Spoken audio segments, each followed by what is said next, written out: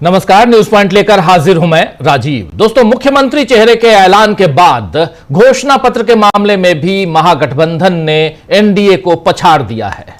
आज महागठबंधन ने तेजस्वी प्रण पत्र के नाम से घोषणा पत्र जारी किया। मैं बात बिहार चुनाव की कर रहा हूं और पटना में यह सब कुछ हुआ। इस दौरान महागठबंधन के सारे दलों के नेता मौजूद रहे।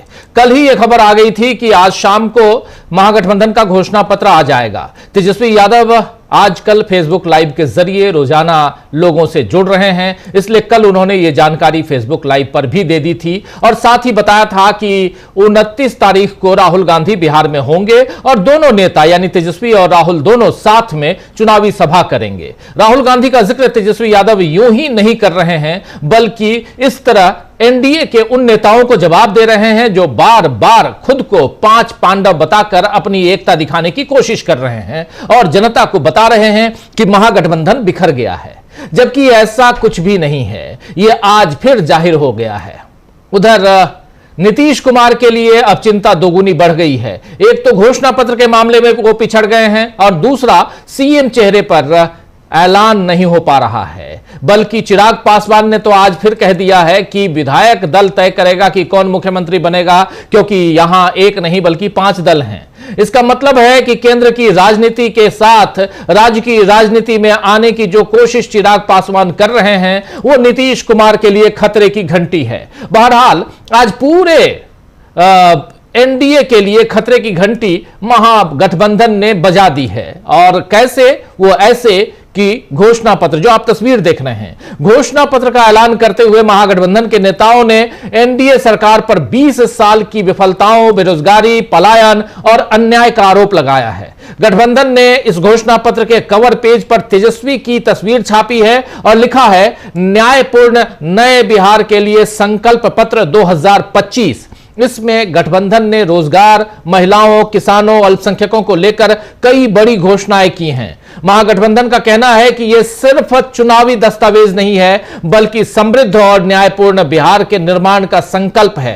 कांग्रेस नेता पवन खेड़ा ने आज क्या कुछ कहा इस मसले पर इसी मंच से, आइए सबसे पहले उनको सुनते हैं। तेजस्वी यादव को भी सुनेंगे, तमाम नेताओं को, लेकिन पहले सुनिए यहां पवन खेड़ा को क्या कह रहे हैं। आपने देखा कि महागठबंधन ने सबसे पहले मुख्यमंत्री उम्मीदवार घोषित किया। महागठबंधन ने ही सबसे पहले अपना ये प्रण, जिसको घोषणा पत्र कहा जाता है, कुछ लोग इसको जुमला मानते हैं, उधर वाले लोग, उनका जो जुमला होता है वो प्रण भी हमने सबसे पहले आज रिलीज किया है। तो आप इससे समझ जाइएगा कि कौन बिहार को लेकर गंभीर है, कौन बिहार के विषय में दिन रात सोच रहा है।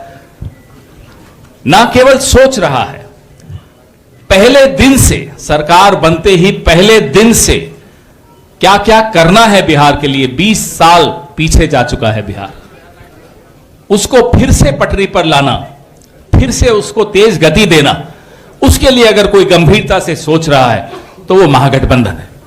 मैं महागठबंधन के तमाम साथियों को, हमारे भाई तेजस्वी जी को, सबको बधाई देता हूं और ये मैनिफेस्टो कमेटी को बधाई देता हूं कि उन्होंने बहुत कम समय में सबसे चर्चा करके, हर वर्ग से चर्चा करके, सबका ध्यान रखते हुए ऐसे मुद्दे इसमें शामिल किए हैं जो मुद्दे बिहार के हर एक व्यक्ति की जिंदगी से जुड़े हुए हैं। ज्यादा समय नहीं लूंगा क्योंकि सबके पास समय कम है, सब कैंपेन कर रहे हैं। आज जो ये प्रण है, बिहार इसका इंतजार कर रहा था और एक बहुत पावन दिन के दिन, छठ का पर्व आज ही समाप्त हो रहा है, बहुत पावन दिन है जिसमें ये प्रण हम आज आपके सामने रिलीज कर रहे हैं। धन्यवाद। जय हिंद, जय बिहार। तो सुन रहे थे आप, यहां पर कह रहे हैं पवन खेड़ा कि मैं सभी साथियों और मैनिफेस्टो कमेटी को बधाई देता हूं जिन्होंने प्रदेश के हर वर्ग से बात की, उनके मुद्दे समझे, मैनिफेस्टो बनाया और बेहद पावन दिन इसे हम रिलीज कर रहे हैं। आज छठ पर्व का समापन हो रहा है और इसी दिन हम इसे रिलीज कर रहे हैं। वही तेजस्वी यादव ने इसी मसले पर क्या कुछ कहा है, आइए जरा उनको भी सुन लेते हैं। उनसे पहले आप ये देखिए तस्वीर, बिहार का तेजस्वी प्रण, संपूर्ण बिहार का संपूर्ण परिवर्तन तेजस्वी प्रतिज्ञा तेजस्वी प्रण, ये यहां लिखा हुआ। राहुल गांधी की बड़ी सी तस्वीर भी आप देख रहे हैं ऊपर, तमाम नेताओं की तस्वीर। संकल्प पत्र 2025 बिहार में चुनाव, और एक तरफ जहां बिहार में महागठबंधन यानी इंडिया गठबंधन बाजी मारते हुए, एनडीए को पछाड़ते हुए, एनडीए से आगे निकलते हुए, पहले आपने देखा कि अपने मुख्यमंत्री का चेहरा इसने इंडिया गठबंधन ने घोषित किया, और आज 4:30 बजे के लगभग प्रेस कॉन्फ्रेंस कर तेजस्वी प्रण के नाम से संकल्प पत्र भी आज इंडिया गठबंधन ने बिहार, खासकर बिहार की धरती पर बिहार की जनता, बिहार के मतदाताओं के बीच रख दिया है। इस मसले पर क्या कुछ कह रहे हैं तेजस्वी यादव, सुनिए जरा। और आज खास दिन है हम सब लोगों के लिए। बिहार को हम लोगों को बनाने का काम करना है, केवल सरकार ही नहीं बनाना बल्कि बिहार को बनाना है। बिहार कैसे बनेगा, हमारा विजन क्या होगा, रोड मैप क्या होगा, ब्लूप्रिंट क्या होगा, हम लोगों ने हमेशा बिहार की जनता के सामने, आप लोगों के समक्ष अपनी बात को रखा है। और आज भी बेहद खुशी की बात है कि आज हम सब लोग महागठबंधन के सभी साथी मिलकर के साझा रूप से आप लोगों के समक्ष, बिहार के लोगों के समक्ष संकल्प पत्र जो है रखा है, यानी हम लोगों का प्रण है कि बिहार को नंबर 1 कैसे बनाएं। ये दलों और दिलों का संकल्प और प्रण है। एक एक घोषणा दिल से लिया हुआ प्रण है। अपने प्रण को प्राण झोंक करके भी हम लोगों को अगर पूरा करना पड़े तो अपने प्रण को हम लोग जो है पूरा करेंगे।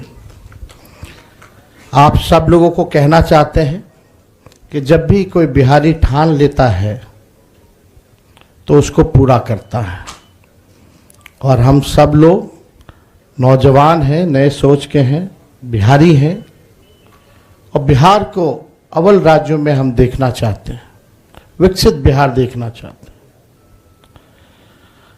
कुछ बाहरी शक्तियां जो हैं, बाहर के जो लोग हैं, बिहार को उपनिवेश बनाना चाहते हैं, जो कि हम लोग हरगिज होने नहीं देंगे।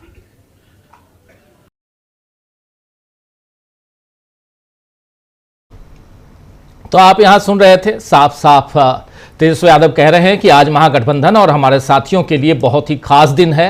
हमें बिहार में सरकार ही नहीं बल्कि बिहार को बनाना है। हमने जनता के सामने हमेशा अपना विजन रखा है और आज संकल्प पत्र बिहार के सामने रख रहे हैं। हमने प्रण लिया है कि बिहार को नंबर 1 बनाएंगे। ये दलों और दिलों का संकल्प है, और इन संकल्पों को पूरा करने के लिए अगर हमें जान की बाजी भी लगानी पड़े तो लगा देंगे। जब कोई बिहारी कुछ ठान लेता है तो उसे पूरा कर दिखाता है। ये सारी बातें इस वीडियो के साथ जो अभी आप देख रहे थे, इसके साथ ये बातें लिखकर इन्होंने सोशल मीडिया पर तेजस्वी यादव ने साझा की है। तो बिहारी की दृढ़ इच्छा शक्ति को जाहिर कर तेजस्वी यादव ने पूरी बिहारी अस्मिता का गौरव बढ़ाने का काम किया है, और इसका फायदा उन्हें मिल सकता है। यह बात जेडीयू भी समझ रहा है। इसीलिए आज महागठबंधन के घोषणा पत्र पर जेडीयू ने अपनी प्रतिक्रिया दी है, यानी जनता दल यूनाइटेड जो नीतीश कुमार की पार्टी है, उसने प्रतिक्रिया में क्या कुछ कहा है, क्या कुछ लिखा है, देखिए। तेजस्वी अब पार्टी और परिवार दोनों में एको अहम द्वितीयो नास्ति की स्थिति में है। एको अहम द्वितीय नास्ति के मतलब, इसका मतलब क्या होता है दोस्तों, आप सब अच्छी तरह से जानते हैं। यहां पर यानी ये कि केवल तेजस्वी और तेजस्वी ही हैं, दूसरा कोई नहीं है। मैं हूं और मेरे सिवा कोई दूसरा नहीं। यानी यहां तेजस्वी यादव ने खुद को अब पार्टी और परिवार दोनों में यही बता दिया है। यह बात कह रहा है जनता दल यूनाइटेड। मान लें ऐसा है भी, तो इसमें जेडीयू को क्यों तकलीफ हो रही है? आखिर बीजेपी और एनडीए में भी तो मोदी के अलावा और कोई दूसरा नहीं है। किसी और को कितना महत्व मिलता है, कितनी प्रायोरिटी के साथ किसी और नेता को देखा जाता है। और खासकर बिहार में तो एक मुख्यमंत्री अभी भी हैं विराजमान, नीतीश बाबू।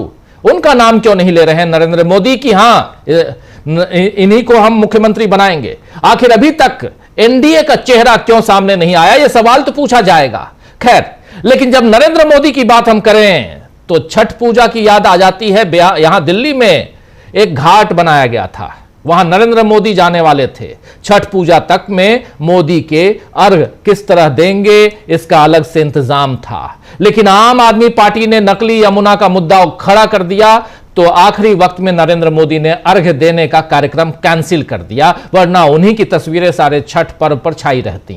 छठी मैया के ये तस्वीर देखिए, ये जो तस्वीर ये जो देख रहे हैं, ये जो इधर जो बना हुआ एक पौंड नुमा, यहां पीने का पानी डाला गया था और ये सब कुछ प्रूव्ड है। बीबीसी की रिपोर्ट से लेकर तमाम रिपोर्ट्स हैं, हमारे रिपोर्ट्स भी हैं, सब हैं। और यहां पानी लाया कहां से लाया गया ये सब कुछ है। गंगा वाटर दिल्ली एनसीआर में पीने योग्य बनाया जाता है। गंगा पानी को प्यूरिफाई करके साफ करके बनाया जाता है। उससे यहां पर ऐसा किया गया था कि नरेंद्र मोदी यहां पहुंचे और दिन भर छाए रहे। लेकिन जब ये खुलासा हो गया, भंडाफोड़ हुआ, तो नरेंद्र मोदी ने अपना कार्यक्रम रद्द कर दिया। छठी मैया के लिए श्रद्धा को चुनावी फायदे के लिए मोदी नहीं भुना पाए, ये बात अब बिहार के लोग देख रहे हैं। तो आइए दोस्तों, आज चर्चा करेंगे कि महागठबंधन किस तरह एनडीए से आगे निकलता जा रहा है। और कल राहुल गांधी और तेजस्वी यादव जब एक साथ सभा करेंगे, एक मंच पे होंगे, तब एनडीए और क्या कुछ कहता है, कौन से नए आरोप लगाता है, ये भी देखेंगे।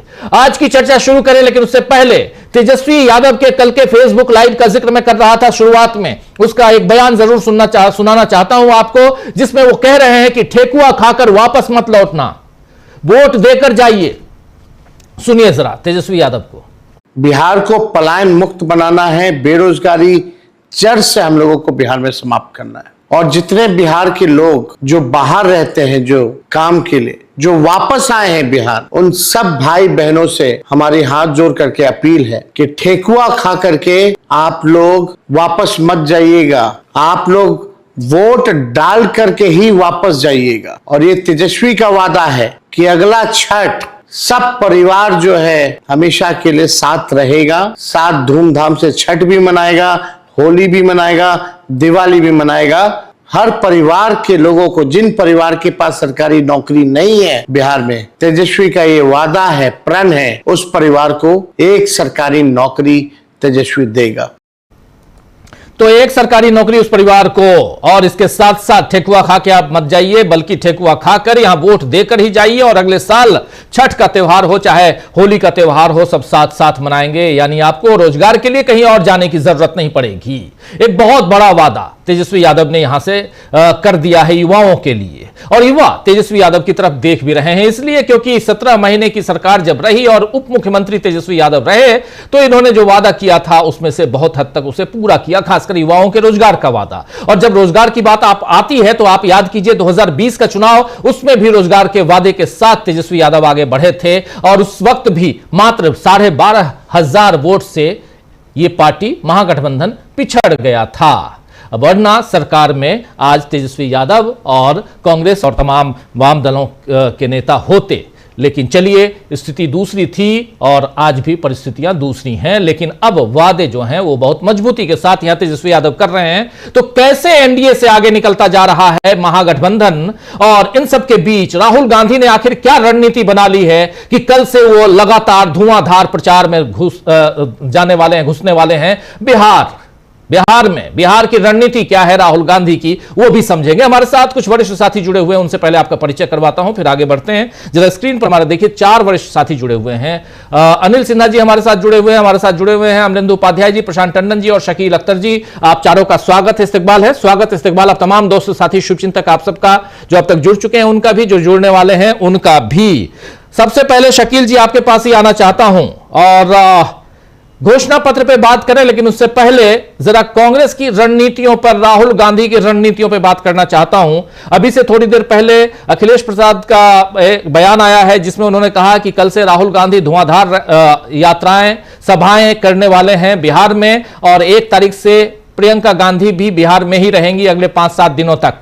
क्या कुछ जानकारी आपके पास है और क्या कुछ रणनीतियां, गतिविधियां चल रही हैं, जरा ये बताइए। और साथ साथ इस घोषणा, फिर आखिर में जब घोषणा पत्र पे आएंगे तो उस पर जरूर ये बताइए कि इस घोषणा पत्र में कई लोग कह रहे हैं कि तेजस्वी प्रण जो है वो तो पूरा का पूरा समर्पण हो गया तेजस्वी प्रण लिखकर, क्या ऐसा है क्या? तो 3 सवाल आपके सामने। राहुल गांधी, प्रियंका गांधी, पूरा का पूरा कांग्रेस की रणनीति और तेजस्वी प्रण। जी राजीव जी, बिहार में राहुल गांधी के जाने से पहले आज प्रधानमंत्री मोदी हिट विकेट हो गए। बिहार के लिए बहुत बड़ी खबर है। एक नकली यमुना का किनारा बनाया गया था। आज तक देश में कभी ऐसा नहीं हुआ कि नकली यमुना, नकली गंगा। जो आप बता रहे थे वो वहां पे गंगा से पानी लाकर, गंगा नहर से पानी लाकर सोनिया बिहार से उसको फिल्टर करके ये कुंड बनाया गया था, जलाशय बनाया गया था यमुना के किनारे, जिसका यमुना से कोई संबंध नहीं है। यमुना के बीच में एक विभाजन रेखा जो विभाजित करते रहते हैं पूरे देश को, यहां गंगा यमुना को भी कर दिया इन्होंने, विभाजित रेखा खींच दी। यहां प्रधानमंत्री को आना था और उससे पहले यह सिद्ध करने के लिए कि यही यमुना है और यमुना साफ हो गई, पूरे गोदी मीडिया को यहां लाया गया। उसने आके बताया कि देखिए यमुना कैसे साफ हो गई। तो ये बीजेपी के, मोदी जी के हिट विकेट होने के साथ साथ गोदी मीडिया की भी एक सबसे बड़ी हार है, जिसने पूरे दिन कल ये साबित करने की कोशिश की कि यमुना साफ हो गई, यमुना बहुत गंदी थी और सारे के सारे जो छठ व्रती हैं वो यमुना के साफ पानी में कल अर्घ्य देंगे। लेकिन मोदी नहीं आ पाए और ये जो है एक ऐसा मैसेज गया है पूरे बिहार में, पूरे पूर्वांचल में, दिल्ली में रहने वालों के लिए भी, जिसको अभी तेजस्वी कह रहे थे कि आके जाइए मत। जो लोग छठ पे पूजा करने के लिए जा सकते थे चले गए, लेकिन बहुत सारे ऐसे लोग हैं जो अपने कामकाज के सिलसिले में छठ पे नहीं जा पाए, लेकिन वोट डालने जा रहे हैं वो, और वो इन सबसे बहुत निराश और दुखी हैं। इस गंगा और यमुना की सफाई पे बात करने का गोदी मीडिया को, मोदी सरकार को एक बहुत अच्छा मौका था, दिल्ली सरकार को, लेकिन उसके बदले वो खो के उन्होंने सिर्फ ये किया कि सारे के सारे बिहार के लोगों को, पूर्वांचलियों को बेवकूफ बनाया जाए। 1986 में राजीव गांधी ने शुरू किया था गंगा को साफ करने का प्रोजेक्ट जी। आज कहां है किसी को नहीं मालूम। तो ये जो है 11 साल के अंदर ये पहली बार हुआ कि जब मोदी जो है इस तरह से हिट विकेट हुए। दूसरी बात जो आपने कही राहुल गांधी की, तो राहुल गांधी का कल से दौरा शुरू है और सबसे अच्छी बात है जो ये लोग प्रचार कर रहे हैं कि फर्स्ट दौरा उनका अकेले नहीं है, तो तेजस्वी के साथ ही बनाया गया है। मुजफ्फरपुर पहली रैली जिले में, दरभंगा दूसरी रैली जिले में कल राहुल करने जा रहे हैं। और जो हम बता रहे हैं कि बिहार के अंदर चुनाव हो रहा है, लेकिन बिहार के बाहर से लगातार ऐसे बम्पर फेंके जा रहे हैं, ऐसे बम्पर गिर रहे हैं कि बीजेपी और मोदी हिट विकेट हो रहे हैं।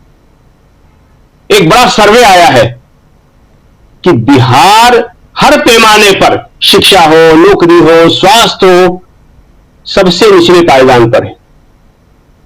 और जिसको ये लोग बीजेपी के नेता दावा करते हैं कि हम केरल को बिहार बना देंगे, केरल को यूपी बना देंगे, वो केरल ज्यादातर जगह में सबसे ऊपर है। 20 साल हो गए बीजेपी समर्थित नीतीश सरकार को वहां पे, और 11 साल हो गए मोदी सरकार को जो पिछले 1 साल से नीतीश समर्थित है। और अब क्या वादा कर रहे हैं वो? विकसित बिहार बनाएंगे। 20 साल से और 11 साल से भाई साहब आप क्या कर रहे थे? अब ये सवाल पूछा जा रहा है। शकील जी, वहां की जनता पूछ रही है। चाहूंगा शकील जी, मैं थोड़ा आना चाहता हूं। मेरे सवाल का जवाब अभी तक आप नहीं दिए, इसलिए मैं आपके पास आना चाहता हूं दोबारा। सवाल का जवाब ये है, जवाब चाहता हूं। पहली बात, राहुल गांधी, प्रियंका गांधी की जो सभाएं हैं, कितनी सभाएं हैं और अभी तक क्यों गायब थे बिहार से, एक तो ये है। दूसरा, तेजस्वी प्रण का मतलब क्या है और कितना यहां इंडिया गठबंधन एकजुट है, जरा ये बताइए। एकजुट है, हमने बताया कि इसीलिए तेजस्वी के साथ ही पहली मीटिंग राहुल गांधी कर रहे हैं। अलग भी कर सकते थे, वो कोई बाध्यता नहीं थी। एकजुट है, इसीलिए पहली मीटिंग जो है 2 जिलों में एक साथ राहुल गांधी तेजस्वी के साथ कर रहे हैं। दूसरी बात, जो तेजस्वी प्रण है वो साफ साफ ये बताने के लिए है कि हमारे मुख्यमंत्री का चेहरा तेजस्वी है और जो मुख्यमंत्री का चेहरा है वही इन सारे वादों को पूरा करेगा। और साथ में यह बताने के लिए कि आप जो अभी तक अपना चेहरा घोषित नहीं कर रहे हैं, नीतीश को अपना चेहरा नहीं बना रहे हैं, उसका कारण क्या है? तो कांग्रेस की तरफ से सारा प्रोग्राम क्लियर है। राहुल के कल भी प्रोग्राम है, परसों भी प्रोग्राम है, सोनिया गांधी, प्रियंका गांधी भी जा रही हैं और मल्लिकार्जुन खड़गे के भी प्रोग्राम है। तो वहां पे जिस तरह से जहां से छोड़ा था कांग्रेस ने वोटर अधिकार यात्रा से, वहीं से वो शुरुआत कर रही है। छठ पूजा का इंतजार था, आज छठ पूजा हो गई है, आज समाप्ति थी और उसके बाद कल से प्रोग्राम शुरू है। इसलिए राहुल कहां थे, प्रियंका कहां थी या वो कहां थे, इसका कोई सवाल पैदा नहीं होता। सवाल तो यह पैदा होता है कि प्रधानमंत्री मोदी जिन्होंने कहा था कि मैं छठ पूजा करने के लिए दिल्ली में जा रहा हूं, वो कहीं और क्यों नहीं गए? अगर दिल्ली में नहीं कर सकते तो कहीं और कर लेते। लेकिन प्रधानमंत्री ने सिर्फ मैसेज ही दे पाए, वो अपनी छठ पूजा का कार्यक्रम कर ही नहीं पाए। तो इसलिए महागठबंधन की तरफ से कोई प्रॉब्लम नहीं है, उनका सारा कार्यक्रम जैसे पहले चल रहा था वैसे ही चल रहा है। प्रॉब्लम जो है वो यहां से आ रही है क्योंकि बिहार में एक बड़ा जनाधार नीतीश के पास है, जिसकी वजह से नीतीश 20 साल से सरकार में है, वो हिल गया है। अगर इन्होंने घोषित नहीं किया आजकल में तो बहुत बड़ा नुकसान एनडीए को होने वाला है। और वो तबका कौन सा है? वो तबका अति पिछड़ा वर्ग है। 36% का एक बहुत बड़ा चंक है जो आमतौर पर नीतीश के साथ रहता था, वो पूरी तरह हिल गया है। क्योंकि अगर सीएम के चेहरे पर नीतीश नहीं होंगे तो वो फिर दूसरी तरफ मुड़ेगा और उसको बीजेपी रोक नहीं पाएगी। बीजेपी के पास ले दे के जो वोट है उसका प्रतिशत बहुत कम है, 10-12% जो वोट है सवर्ण वोट, उसके अलावा बीजेपी के पास ऐसा कोई वोट नहीं है जो बीजेपी का सॉलिड वोट कहा जाता हो। इसलिए उनके लिए एक बहुत बड़ी समस्या है। दूसरी तरफ जहां तक कांग्रेस का और तेजस्वी का या सीपीआई-एमएल का सवाल है, तो आज जो घोषणा पत्र रिलीज किया, सारे नेता वहां दिख ही रहे थे ना, सब खड़े हुए थे वहां पे, सबने अपनी बात कही और बताया कि हम किस तरह से एकजुट होकर, और जो उनके सबसे बड़ी चीज है कि जो मुद्दे हैं शिक्षा, नौकरी, स्वास्थ्य, पलायन को रोकना, तेजस्वी कह रहे हैं कि पलायन रुकेगा, अगले साल आप यहीं रहेंगे, यहीं मनाएंगे, एक सरकारी नौकरी देने वाला हूं मैं। ये इंपॉर्टेंट चीजें हैं। और राहुल का जहां तक सवाल है, तो राहुल, इस बात को थोड़ा सा समझना पड़ेगा कि राहुल जो है पूरे देश के नेता हैं, उनके और जगह भी प्रोग्राम होते हैं और जगह भी उनको जाना पड़ता है, लेकिन उन्होंने बिहार छोड़ा कब है? 15 दिन पूरे उन्होंने यात्रा निकाली है वहां पे। किसने निकाली? मोदी जी ने निकाली क्या? किसी और ने निकाली क्या? 15 दिन की यात्रा थी पूरी उनकी लगातार, और अब कल से फिर वो शुरू कर रहे हैं। और अभी 6 तारीख को पहला फेज है, टाइम है, उसमें जो है कांग्रेस के साथ सबसे बड़ी जो प्लस पॉइंट है वो ये है, कांग्रेस के पास कई नेता हैं। जितना काम राहुल करेंगे उतना प्रियंका करेंगी, उतना खड़गे करेंगे, और वहां ले दे के एक मोदी जी हैं, उनका जो प्रोग्राम शुरू होगा वो इस बार उस आत्मविश्वास से नहीं होगा, क्योंकि छठ के ऊपर जिस तरह से उन्हें घर बैठना पड़ा, यही शब्द हमारे ख्याल में सही होगा कि निकलने वाले थे सुबह ही सुबह, घर बैठना पड़ा। ऐसा मोदी जी के साथ 11 साल में कभी नहीं हुआ। किसानों के मुद्दे पे हुआ था जब उन्होंने काले कानून वापस लिए थे, और मोदी जी जैसा बैट्समैन या मोदी जी जैसा नेता जो अभी तक यह समझता था कि मैं जो चाहे वो कर सकता हूं, मोदी जी की छवि यह है कि मैं कुछ भी कर सकता हूं, लेकिन वो छवि जो टूटना शुरू हुई है बिहार चुनाव से ठीक पहले, उसका नुकसान बीजेपी को और मोदी को उठाना पड़ेगा। जी राजीव जी। जी बिल्कुल बिल्कुल। नरेंद्र मोदी वहां अकेले पड़ गए हैं, जैसा कह रहे हैं हमारे साथी शकील अख्तर जी। प्रशांत जी, कैसे देखा जाए आज के इस घोषणा पत्र, और इससे कैसे आप मानते हैं कि एनडीए से आगे निकल चुका है यहां पर महागठबंधन? जी, जैसा शकील जी ने बताया कि देखिए मोदी साहब आज हिट विकेट हो गए, ये बात तय है। और उन्होंने बहुत डिटेल में इस बात को रख दिया, लेकिन सिर्फ मैं एक बात कहूँगा कि आम आदमी पार्टी के फॉर्मर मिनिस्टर सौरभ भारद्वाज वहाँ अपना कैमरा लेके चले गए और उन्होंने कलई खोल दी पूरी की पूरी दिल्ली सरकार की, कि किस तरीके से जिस संगम को हम लोग मानते हैं कि प्रयाग में होता है, गंगा और यमुना का संगम, रेखा गुप्ता जी ने दिल्ली में कर दिया गंगा और जमुना का संगम, और वो पाइपलाइन लाई गई सोनिया विहार से, तो वो जल बोर्ड की पाइपलाइन थी और सौरभ भारद्वाज जल बोर्ड के चेयरमैन भी रह चुके हैं, तो उनकी जानकारी में था ये, और उन्होंने कलई खोल दी और बड़ा एक पॉलिटिकल तमाशा जो है मोदी जी खड़ा करते उससे वंचित रह गए। अब आते जी जो तेजस्वी के नाम पर आज प्रण मैनिफेस्टो जारी हुआ है। देखिए, तेजस्वी का लीडरशिप घोषित करके और उसके बाद अब जो मैनिफेस्टो जारी हुआ घोषणा पत्र, उसको भी तेजस्वी प्रण अगर कहा जा रहा है, तो इन्होंने बीजेपी के ऊपर एक और दबाव डाल दिया है कि आप नीतीश कुमार को घोषित करो या कोई और चीफ मिनिस्टर कैंडिडेट घोषित करो जिसको आपको बनाना हो जी। तो ये बीजेपी के ऊपर अब दबाव बढ़ गया है और उसको डिफेंड नहीं कर पाएंगे, अब मुश्किल है।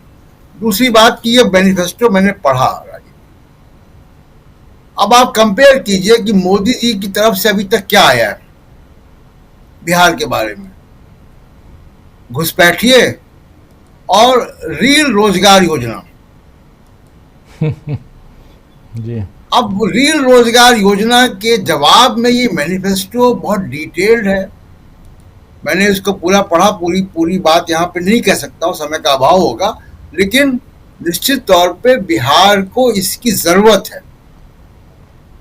उसमें हर वर्ग के लिए, चाहे वो जो रिमार्केबल पॉइंट्स हैं वो उसमें ये भी है कि जो बोध गया में बौद्धों का आंदोलन चल रहा है वो भी बौद्धों को सौंपने की बात भी कही गई है। उसमें माइनॉरिटीज के लिए बहुत ही स्पष्ट प्रोग्राम किए गए हैं और ये लिखित तौर पे उसमें कह दिया गया कि हम वक्फ बिल जो है उसको स्क्रैप करेंगे जी। तमाम और घोषणाएं हुई हैं, हर वर्ग के लिए घोषणाएं हैं, और निश्चित तौर पे बिहार से पलायन को रोकेगा अगर ये इम्प्लीमेंट होता है, सरकार आती है और इसको इम्प्लीमेंट करते हैं। और मुझको लगता है क्योंकि इंडिया गठबंधन का दबाव होगा बाकी पार्टियों का भी, तो इम्प्लीमेंट भी होगा, तो उसका अगर थोड़ा बहुत भी इम्प्लीमेंटेशन होता है तो बिहार के लिए बहुत राहत की बात होगी। बिहार में राजीव जी क्यों 20 साल से सरकार मोदी जी या बीजेपी के समर्थन से चल रही है, और बीजेपी की बैक सीट ड्राइविंग है, मुख्यमंत्री बीजेपी ही है वहां पे, नीतीश कुमार क्या होंगे, तो मुख्यमंत्री जब वो बीजेपी जब बैक सीट ड्राइविंग कर रही बिहार में, तो ये सब बातें, चाहे वो SEZ का मामला हो, चाहे IT पार्क का मामला हो, चाहे फूड प्रोसेसिंग लगाने का मामला हो, चाहे वो कृषि मंडियों का मामला हो, तमाम ऐसे मामले जो बिहार के को वापस खुशहाल बना सकते थे, क्यों नहीं किया इन्होंने? इसलिए नहीं किया क्योंकि बिहार में मोदी जी ने एक बहुत बड़ी फैक्ट्री डाली है। वो फैक्ट्री है कॉरपोरेट के लिए सस्ते मजदूर पैदा करने की फैक्ट्री। बिहार से अगर पलायन रुकेगा तो कॉरपोरेट को जो सस्ता मजदूर मिलता है बिहार से, वो मिलना बंद हो जाएगा। तो इसलिए विकास बिहार में नहीं किया गया कि कॉरपोरेट को, जिसकी नुमाइंदगी मोदी जी करते हैं, उसको सस्ता मजदूर जो है वो बिहार देता रहे। वो सस्ता मजदूर कब मिलेगा? जब बिहार में फैक्ट्रियां नहीं होंगी, बिहार में रोजगार के अवसर नहीं होंगे, बिहार में शिक्षा नहीं होगी, बिहार में स्वास्थ्य नहीं होगा, बिहार की लिविंग कंडीशंस बहुत खराब होंगी, तो वो महानगरों में, दूसरे शहरों में बिहार के लोग जाते हैं। तो वो सस्ते मजदूर की फैक्ट्री को बचाने के लिए वहां दूसरी फैक्ट्रियां नहीं लगाएगी, और ये कॉरपोरेट चाहता है। कॉरपोरेट की यही शिकायत यूपीए से भी थी मनरेगा को लेकर, कि मनरेगा ने एक झटके में सस्ते मजदूर पैदा करना बंद कर दिया था। तो इसलिए वो रील रोजगार योजना जो मोदी जी ने वहां पे घोषित की है जी की घोषणा, वो उसकी असली वजह यही है, रील रोजगार योजना की। रील देखते रहो आप, काम धाम कुछ मत करो, पढ़ाई मत करो, काम मत करो, रील देखते रहो और कॉर्पोरेट के लिए सस्ते मजदूर आप पैदा करते रहो। तो तेजस्वी यादव के नाम पर घोषणा पत्र जारी करके एक बड़ा संदेश जो है इंडिया गठबंधन ने दिया है, और अब जवाब देखना है कि इसको कैसे जवाब देंगे एनडीए और मोदी जी। जी राजीव जी, बिल्कुल बिल्कुल सही आप कह रहे हैं। जरा अनिल जी के पास भी आना चाहता हूं। अनिल जी, इस घोषणा पत्र को आज की तारीख में लाकर, घोषणा पत्र तो अब ले ही आना चाहिए था क्योंकि अब 6 तारीख को चुनाव है, लेकिन इस घोषणा पत्र को आप किस ढंग से देखते हैं? इसमें 25 प्रमुख रूप से जो वादे किए गए हैं और उसमें से कई वादे सामने हैं भी, पहले से उसकी घोषणा हो चुकी है। युवाओं को रोजगार की बात हो चुकी है, जीविका दीदियों को 30,000 रुपये महीने की बात हो चुकी है, ग्रामीण बिहार को भी साधने की कोशिश है और उसमें भी उन लोगों के लिए पेंशन से लेकर 50 लाख रुपए तक की बीमा की बात ऑलरेडी है, और कुछ बातें यहाँ प्रशांत जी ऑलरेडी बता भी रहे थे। इसको कैसे देखते हैं आप, और क्या यहाँ से एक एज लेते हुए इंडिया गठबंधन दिखाई देता है, या ये तो एक रस्म अदायगी है, ये माना जाए? कैसे देखते हैं आप? नहीं, वो रस्म अदायगी मत इसको कहिए। उसमें क्या है कि पहले ही तेजस्वी ने ये जो टेम्पो है बिहार में रोजगार की बात जो है उसको बनाए रखा। पिछले चुनाव में भी जो उनकी जो यूएसपी थी और जिसकी वजह से मतलब विजय तो लगभग हो ही गए थे, विजयी हो गए थे, लेकिन वो छोटे मतलब कुछ साजिश या जो भी कहिए चुनाव आयोग की वजह से उनको सरकार उनकी नहीं बन पाई थी। वो उन्होंने 5 साल तक उस पर उसको कभी छोड़ा नहीं। ऐसा होता है कि लोग मुद्दे छोड़ देते हैं, उनको लगता है कभी इस पर अगले चलेगा या नहीं। दूसरा है कि बिहार के कंडीशन में कोई बदलाव नहीं आया। 5 साल के अंदर में बिहार और पीछे गया, नीचे गया है। तो वो उनको उनका मतलब वो जो उनका था मतलब जो कि लोगों को आश्वासन, वो आश्वासन उतना ही रेलिवेंट 2020 में था जितना अभी है, और उससे ज़्यादा रेलिवेंट, क्योंकि इस बीच में और तकलीफें लोगों ने सही। कोरोना काल देखा, उसमें सर बदहाली देखी। आपको याद होगा कि बम्बई से लोग मार्च करके देश भर से गए, लेकिन बम्बई से लोग पैदल चले आए बिहार, और वो दृश्य आपने देखा होगा। ये सब, और अब बम्बई में क्या अफरा तफरी जिस तरह हुई स्टेशन वगैरह में, तो पता चला कि जो बिहार की असली हालत तो उसके मजदूर बताते हैं। वो एक तरह से उसकी जो बदहाली के एम्बेसडर्स हैं, वो बिहार की बदहाली के एम्बेसडर जो बिहार से बाहर काम करने वाले लोग हैं, जो बिहार की बदहाली का बयान करते हैं, क्योंकि किन परिस्थितियों में जाना पड़ता है और लौटना होता है, तो वो दिखाई देता है। वो जस के तस रहा है। और तेजस्वी, एक चीज और तेजस्वी की पॉलिटिक्स में एक आप चीज देखेंगे कि उन्होंने बेवजह की जो किसी तरह से विवाद में आ जाना है, किसी तरह से मीडिया को ये करना है, मतलब मोबिलाइज करना है अपने पक्ष में, उस प्रचार तंत्र का जो एक तरीका बन गया है कि प्रचार, आप अपने को प्रचार में रखे रहना चाहते हैं, वो उससे दूर रहे। तेजस्वी बहुत ही कम बोलने वाले, और बस इशूज पे कब बोला नहीं तो कुछ कमेंट कर दिया बस। ये जो उन्होंने जो इवेंट बाजी जो बीजेपी के नेताओं का बन गया था, वो सम्राट चौधरी कोशिश कर रहे थे माथा में ये बांध करके, मुरेठा बांध करके, और उसके बाद बहुत सारा कुछ, लेकिन उनका उल्टा हुआ असर, नहीं बन पाए बिहार के स्तर पर। देखिए कि 5 साल, देखिए तेजस्वी के चैलेंज के बाद 5 साल में कोई ऐसा बीजेपी लीडरशिप नहीं बना पाई जो तेजस्वी के बराबर में स्टेट लेवल पे खड़ा हो सके।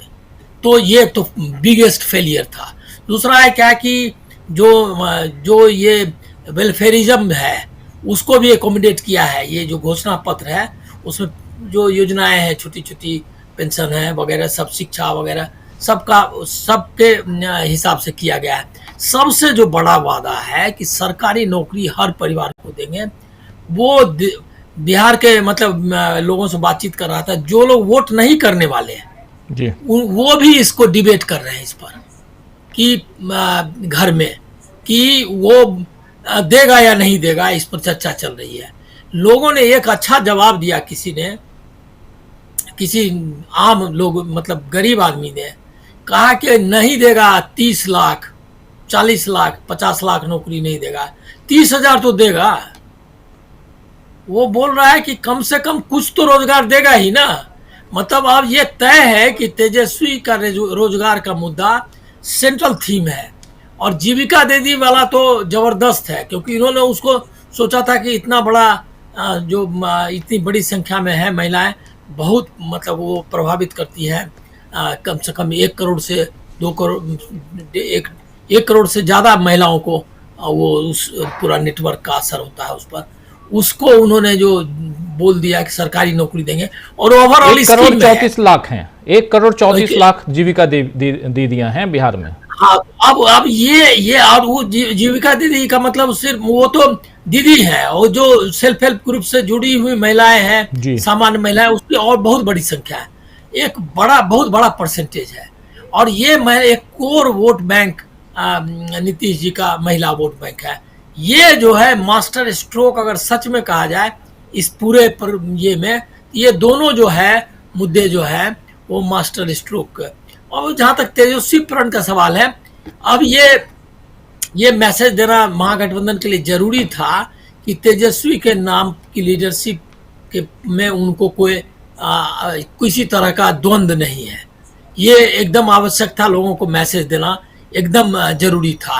तो इसीलिए अब वो किया, और जो पर्सनैलिटी सेंट्रिक पॉलिटिक्स आज हमारे समय में हो गई है, उसका काट यही था। मोदी का मोदी नामा फलना क्या कई तरह के थे ना जो नारे, वो हर स्टेट में वो ऐसा करने लगे थे, तो वो उसका भी काट है। तो हमको लग रहा है कि अगर देखेंगे तो आप लोग जो एडवांटेज तेजस्वी कह रहे हैं उससे मैं थोड़ा आगे जाऊंगा। 80-20 का यहाँ सिचुएशन है अगर ग्राउंड पे, कि 80% लोग जो है इस बार ह्यूज मतदान करेंगे लोग। कुछ काट नहीं चला इनका। ये जो सोच रहे थे कि कुछ मतदाताओं को काट देंगे और उससे उनका काम चल जाएगा, लेकिन वो जमा नहीं। वो मतदाता, क्योंकि मतदाता में मान लिया 5% ही होगा ना जो होगा कि बीजेपी को ही देगा, चाहे आंधी हो या तूफान हो, डाकिया जरूर आता है। वो इसी तरह से बीजेपी हम लोग पढ़ते थे बच्चा में, तो उसी तरह से ये जो है कि आंधी हो या तूफान हो, नौकरी हो या नहीं हो, बदहाली हो या खुशहाली, लेकिन हम मोदी जी को वोट देंगे, ऐसा कहने वाला हमको लग रहा है कि 5% भी नहीं होगा बिहार में अभी की स्थिति में। तो इसलिए एकदम बराबर का। लेकिन आप एक राइडर मैं जरूर रखूंगा जी।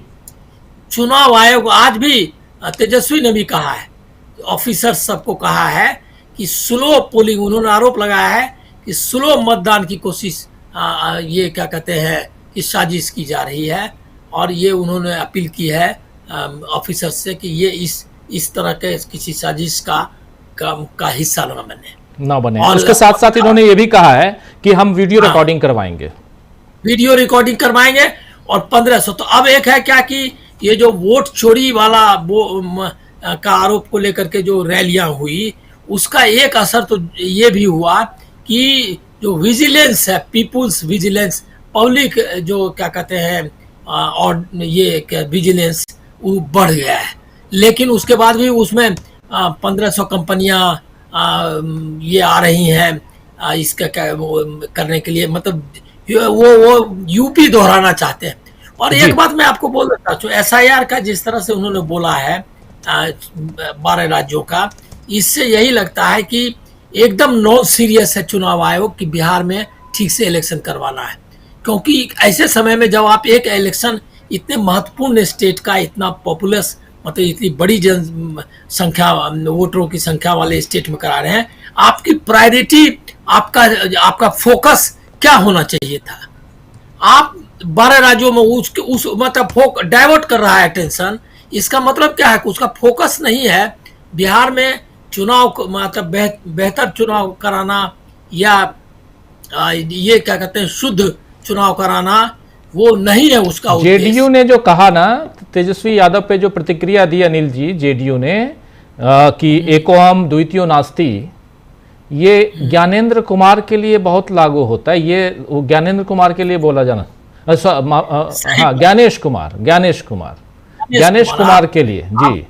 आप उनको बहुत ज्यादा ये दे रहे हैं, उनका अब नरेंद्र से ज्ञानेंद्र हो जाता है, अब क्या करें। ज्ञानेंद्र का मतलब तो पूरा इंद्र के बराबर का, मतलब ज्ञान के क्षेत्र में वो इंद्र बने, वो नहीं है। वो उनका कुछ और भी नाम अगर उपलब्ध हो तो करना चाहिए। हमको लग रहा है क्या कि क्रिएटिविटी कम हो गई है पत्रकारिता में भी और बाकी जगह, नहीं तो अभी तक कई नाम चलने लगते। ऐसे नाम बहुत लोगों के चले हैं, उनके भी चलने लगते। कोई कुछ बहुत कमजोर हो गया है, रचनात्मकता कम हुई है। हम लोगों का जो हमारी मेधा शक्ति में ह्रास हुआ है इन 11 वर्षों में, ये आपको जानना होगा। बिल्कुल सही आप कह रहे हैं, बिल्कुल सही कह रहे हैं। अमलेंदु जी, कैसे देखते हैं आप इस घोषणा पत्र को, और क्या यहां से बीजेपी या कहें एनडीए के सामने इंडिया गठबंधन ने आज लीड ले ली है 25 प्रमुख वादों के साथ? बिल्कुल राजीव जी, 25 प्रमुख वादों के साथ इंडिया गठबंधन ने लीड ले ली है, और सिर्फ लीड नहीं ली है, बड़ी चुनौती जो है वो एनडीए के सामने रख दी है। हालांकि अब सूचना मिल रही है कि एनडीए का भी घोषणा पत्र जारी होगा 31 अक्टूबर को, लेकिन क्या कोई संयुक्त कॉन्फ्रेंस जो है, प्रेस कॉन्फ्रेंस एनडीए कर पाएगा, सवाल ये है राजीव जी। जिस तरीके से इंडिया गठबंधन ने इसको तेजस्वी पत्र जो कहा है, जिस तरीके से सूचना ये मिल रही है, आपके सूचना में थोड़ा इजाफा कर दे रहा हूं, सूचना ये मिल रही है कि 30 तारीख को, अभी कंफर्म नहीं है, 30 यानी परसों बीजेपी अपना घोषणा पत्र लेके आएगी, बीजेपी का। अच्छा, एनडीए का, बीजेपी का। तो आप जो कह रहे हैं कि क्या साथ में होगा, वो अभी से दिखाई दे रहा नहीं होगी प्रेस कॉन्फ्रेंस नहीं होगी। तो इसका मतलब राजीव जी कोई नीतीश पत्र नहीं आएगा, इसका मतलब ये साफ है। तो पत्र सामने तेजस्वी का ही है। तो जब राजीव जी पत्र सामने एक ही है, तो तोते के पास भी दूसरा पत्र चुनाव करने का प्रण है, वो प्रण है, प्रण है। तो जो तोते अगर उठाएगा राजीव जी लिफाफा, तो लिफाफा तो सामने एक ही है ना तेजस्वी का, दूसरा कोई लिफाफा है ही नहीं। जोशी बैठते हैं जो लेकर के लिफाफे कि तोता आएगा उठाएगा, तो यानी जनता के सामने प्रण तो एक ही है तेजस्वी का, किसी दूसरे का प्रण कोई है ही नहीं। तो ये सवाल है। तो दूसरे राजीव जी, जिस तरीके से चुनौतियां महागठबंधन ने पेश की हैं, एक तो पूरा महागठबंधन आज फिर दोबारा दिखाई पड़ा एक साथ। पहले तेजस्वी की जो उम्मीदवारी की घोषणा की गई, पूरा इंडिया गठबंधन एक साथ एक मंच पर दिखाई दिया। आज जब ये जारी किया गया तेजस्वी प्रण, तब ये पूरा इंडिया गठबंधन एक साथ दिखाई दिया। कल से राहुल गांधी और तेजस्वी यादव की संयुक्त सभाएं शुरू हो रही हैं, यानी कि यहां भी एकजुटता दिखाई देगी। अब यही राजीव जी चुनौतियां, जैसा कि आपने शुरू में बताया कि चिराग पासवान कह चुके हैं कि विधायक दल तय करेगा। कल तक चिराग पासवान माफी मांग रहे थे नीतीश कुमार से कि उन्होंने बीजेपी के इशारे पे काम किया, और राजीव जी जब छठ पे हुआ है नीतीश कुमार जी उनके घर पे जाकर उनकी कुशल क्षेम पूछ आए, तो उसके बाद अब कह रहे हैं कि विधायक दल तय करेगा। इसका मतलब राजीव जी नीतीश कुमार को गिराने की तैयारी बीजेपी खुद कर रही है। तो ये तो उनका अंदर चल ही रहा है, इसका मतलब वो कहीं भी थम नहीं रहा है किसी भी तरीके से। तो जब एनडीए एकजुट है ही नहीं राजीव जी, तो एकजुट महागठबंधन से मुकाबला करेगा कैसे? अगर यही मान लिया जाए कि चिराग पासवान और बीजेपी एकजुट है, तो 130 सीटें होती हैं, उसमें एक पे नामांकन खारिज हो चुका है, चलिए किसी को समर्थन दे दिया होगा, तो 130 सीटें कैसे सरकार बना लेंगे? तो ये भी तो सवाल है फिर। इसका मतलब कि एक तरीके से अगर कहा जाए तो एनडीए मैदान खुद छोड़ चुका है महागठबंधन के सामने।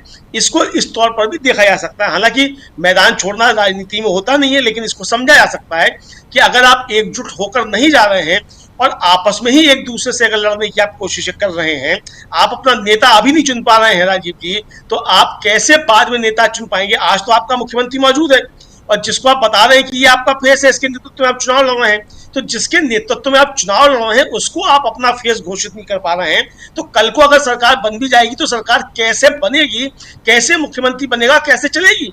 तो ये तो एनडीए ने राजीव जी जनता के सामने खुद प्रश्न रख दिया कि यानी महागठबंधन जो एकजुट है, चेहरा भी उसके पास है, महागठबंधन भी एकजुट है, मुद्दे भी उसके पास है। इनका मुकाबला एनडीए नहीं कर पा रहा है, ये खुद भारतीय जनता पार्टी, नीतीश कुमार, चिराग पासवान जैसे लोग जो राजीव जी, उन्होंने साबित कर दिया। जी चिराग पासवान कह रहे हैं कि विधायक दल का नेता तय करेगा कि सीएम कौन होगा। सीएम का चेहरा हमारे विधायक दल हम 5 लोग हैं, 5 दल हैं, पांचों मिलकर तय करेंगे। लेकिन नीतीश बाबू के नाम पर सहमति क्यों नहीं बन पा रही है? नीतीश कुमार आज की तारीख में मुख्यमंत्री हैं, पिछले 20 वर्षों से मुख्यमंत्री रहे, चाहे इस खेमे में रहें या उस खेमे में रहें। लेकिन आज क्या तकलीफ है, क्या तकलीफ हो सकती है शकील जी? आखिर क्यों नीतीश कुमार के नाम पर सहमति नहीं, आम सहमति नहीं? इसके पीछे की रणनीति क्या हो सकती है, जरा ये समझना चाहता हूं आपके जरिए। सीएम का चेहरा कौन होगा यह बताना तो बहुत मुश्किल है।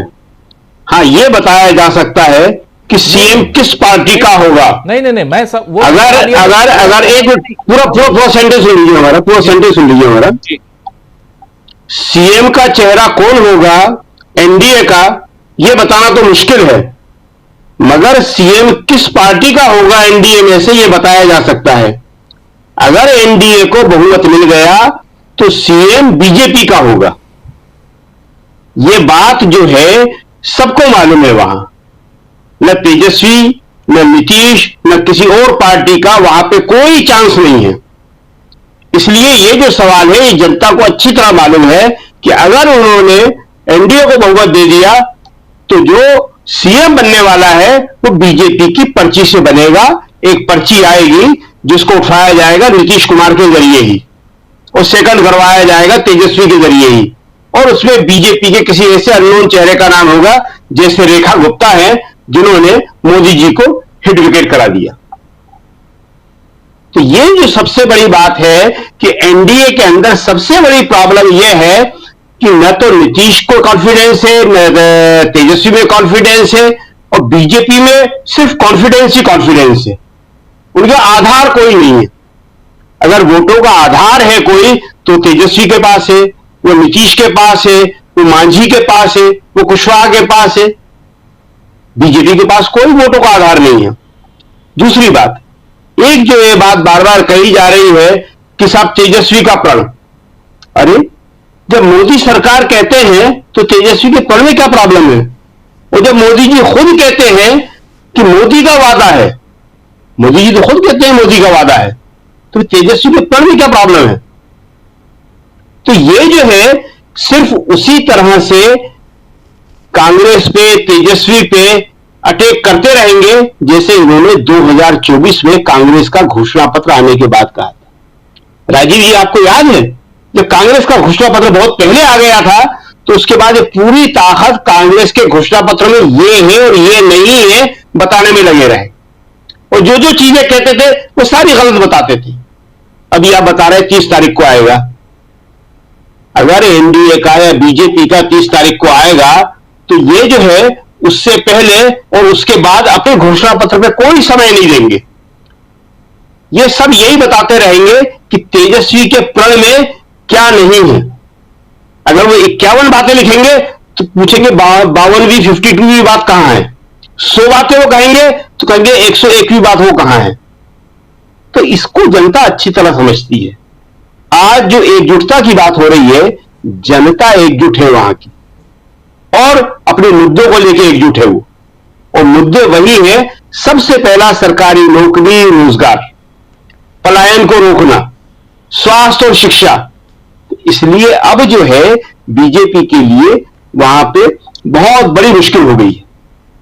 नेक्स्ट, जो प्रधानमंत्री ने कहा रील बनाने से लोग पैसा कमा रहे हैं, इस बात को राहुल ने बहुत अच्छी तरह पहले समझा दिया था।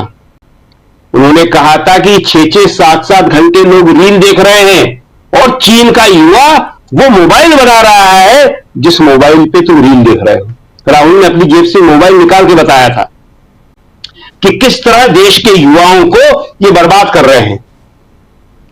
अरे मेन चीज है कि मोबाइल कौन बना रहा है? मोबाइल तो चीन बना रहा है। राहुल ने कहा था चीन का युवा बना रहा है, और हमारा युवा क्या कर रहा है? वो रील देख रहा है। और जो रील से पैसा कमाने की बात है, इसके बारे में जो रील के जानकार हैं या जो डिजिटल मामलों के जानकार हैं या यूट्यूब के हैं, उन्होंने बता दिया, सारा का सारा लिख के बता दिया कि रील बनाने से कोई पैसा नहीं मिलता है। 3,000 रुपए, 5,000 रुपए, ज्यादा से ज्यादा 8 या 10,000 रुपए। रील बनाने में कोई पैसा युवाओं को नहीं मिल रहा है, सिर्फ शौक है, और शौक भी नहीं है, एक आदत है जो उनको बर्बाद कर रही है, जिसमें कोई भी क्रिएटिविटी नहीं है, जिसमें कोई भी रचनात्मकता नहीं है। तो ये जो है राहुल में और मोदी का फर्क जो है कि राहुल कहते हैं कि चीन का युवा मोबाइल बना रहा है, मेरे देश का युवा भी मोबाइल बनाएगा, असेंबल नहीं करेगा, रील नहीं बनाएगा। रील बनाना क्या होता है? रील तो बहुत ही यूट्यूब की जो जानने वाले हैं सब, सबसे हल्की चीज अगर कोई है तो वो रील है, ये कोई भी बना लेता है। रील बनाने में कलात्मकता कहां है? रील बनाने में बुद्धि का प्रयोग कहां है? रील बनाने में कोई मैसेज कहां है? कहीं नहीं है। एक सस्ता मनोरंजन भी अफीम की तरह होता है, एक नशा होता है। अफीम की तरह मोदी जी ने पूरे देश को इस नशे में डाल दिया। कहते हैं एक चाय से ज्यादा सस्ता मैंने डाटा कर दिया। अरे डाटा सस्ता करने से क्या होगा? उस डाटा का उपयोग करो। पहले मैसेज आते थे, विज्ञापन आते थे कि देश के लिए क्या करना है, समाज के लिए क्या करना है, शिक्षा, चिकित्सा। ये सस्ता मनोरंजन सस्ते नशे की तरह है। जैसे हर देश में कहा जाता है नशा तो कोई सरकार पूरी तरह रोक नहीं पाई, अमेरिका में भी और ब्रिटेन में भी और कहीं पे भी, लेकिन सस्ता नशा हर जगह रोक दिया गया है। सस्ता नशा स्वास्थ्य के लिए सबसे ज्यादा हानिकारक होता है। सूखा नशा जिसे कहते हैं, ड्राई नशा जिसे कहते हैं। तो ये जो है मोबाइल से रील बनाने का नशा सस्ता नशा है। कल को हमें लगता है कि मोदी जी ताश खेलने की भी तारीफ करेंगे कि वाह कितना सुंदर दृश्य होता है। 4 लोग ताश खेलते हैं और 15 लोग 20 लोग उसे खड़े होकर शांतिपूर्वक देखते हैं। पूरा दिन आराम से एक ताश की गड्डी खेलते हुए वो निकाल देते हैं। कितना सुंदर दृश्य होता है, चाहे गांव में हो, चाहे दिल्ली में हो, उद्योग भवन के बाहर हो, रेल भवन के बाहर हो, सब जगह ताश के खेल को भी वो ग्लोरीफाई कर देंगे किसी को। तो ये जो है मोदी जी जो है देश को जिस गर्त में ले जा रहे हैं उसको बिहार की जनता को समझना पड़ेगा। ये एक बिहार की जनता के ऊपर बहुत बड़ी जिम्मेदारी है, क्योंकि ये चुनाव सिर्फ बिहार का नहीं है, यहां से देश का पूरा भविष्य तय होने वाला है। जी राजीव जी। जी जी, देश का भविष्य तय होगा, लेकिन बिहार की सियासत अब किस दिशा में, इस वक्त अगर बात हम जब कर रहे हैं तो किस दिशा में जाते हुए दिखाई दे रही है बिहार की सियासत, जबकि इंडिया गठबंधन ने अपने सारे पत्ते खोल दिए हैं। महागठबंधन के प्रशांत जी सारे पत्ते खुले हुए हैं। राहुल गांधी कल से मैदान में हैं, प्रियंका गांधी 2 दिन बाद मैदान में हैं, और कांग्रेस के तमाम नेता मैदान में रहेंगे, और बाकी लोकल नेता तो ऑलरेडी मैदान में हैं। और इन सब के बीच प्रधानमंत्री नरेंद्र मोदी, अमित शाह, जेपी नड्डा और तमाम बीजेपी शासित प्रदेशों के मुख्यमंत्री सब हैं। आग उगलने के लिए योगी आदित्यनाथ और हिमंता बिस्वा शर्मा भी हैं, सब हैं।